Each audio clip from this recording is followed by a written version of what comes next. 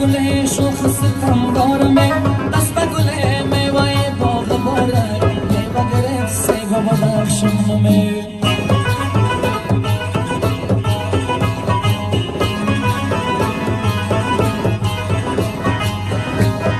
تازه برای چمن و گلم حرفی نگفتی دم مراد دلم گوشه قشلاق شما منزلم تا دنیال خیالم زدم روی سفید دمم غم زدم ما با جمالت نظر میکنم خالص یادم دانت نظره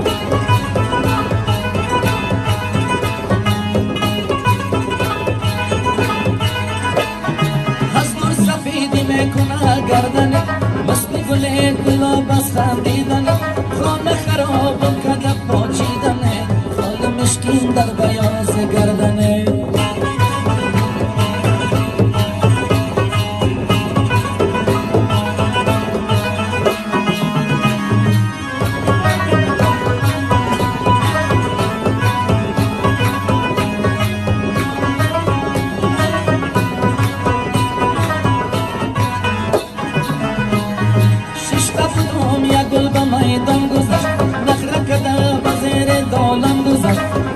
برش رفیه و قران گذشت بنو کما بیرا فراوان گذشت وقت پیشانی مای آسمان گذشت تیغی بینی الف صبحان گذشت سرخی لبم است مرجان گذشت نوک زبانش جوهر کانمه جواب نداره با خدا یارمه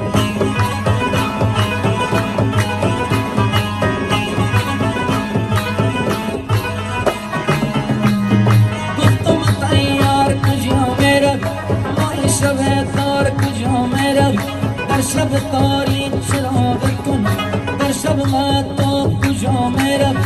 پیسه ندارم که خرید کنم قیمت بازار کجا میروی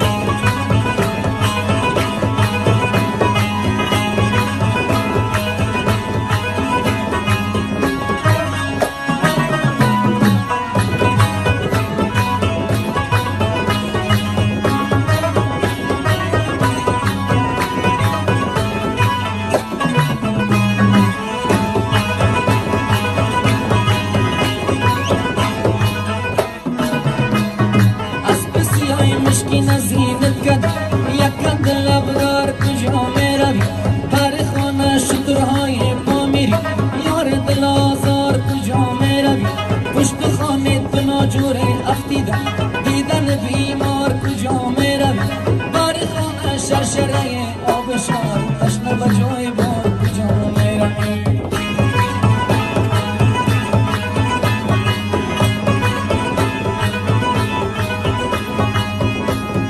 خوش آمدی یار وفادار